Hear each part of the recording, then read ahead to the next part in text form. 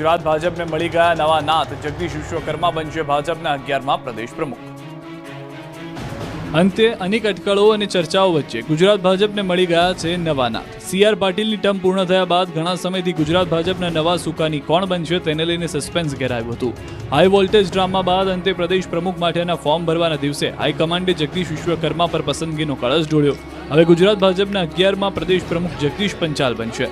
તેમણે વિજય મુહૂર્તમાં કમલમમાં પ્રદેશ પ્રમુખની દાવેદારી માટે ફોર્મ ભર્યું. તેમણે ફોર્મ ભરીને ચૂંટણી અધિકારી ઉદય કાનગડને સોંપ્યું. ગુજરાત ભાજપના નવા સેનાપતિ અને નિકોલના ધારાસભ્ય અને હાલ ભૂપેન્દ્ર પટેલ સરકારમાં મંત્રી જગદીશ વિશ્વકર્મા OBC સમાજમાંથી આવે છે.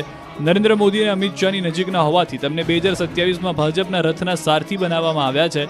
20 વર્ષ બાદ OBC સમાજમાંથી પ્રદેશ પ્રમુખ બન્યા. છેલ્લે 2005માં OBC સમાજના વજુભાઈ વાળા બન્યા હતા પ્રદેશ પ્રમુખ. તો 40 વર્ષ બાદ મૂળ ઉત્તર ગુજરાતથી પ્રદેશ પ્રમુખ બન્યા છે.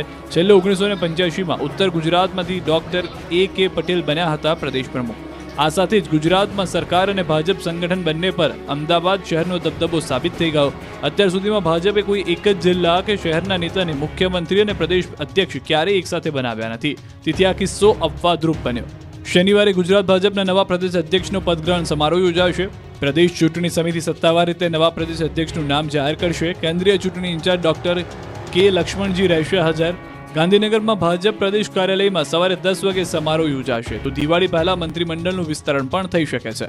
તો હવે મુખ્ય 3 પક્ષની વાત કરીએ તો ત્રણેય ભાજપ, કોંગ્રેસ અને આપમાં પ્રદેશ પ્રમુખ OBC સમાજમાંથી આવે છે. ભાજપમાં નવનિયુક્ત જગદીશ વિશ્વકર્મા, તો કોંગ્રેસમાંથી અમિત ચાવડા પણ OBC સમાજમાંથી આવે છે, જ્યારે આપના ઈસુદાન ગઢવી પણ OBC સમાજમાંથી આવે છે.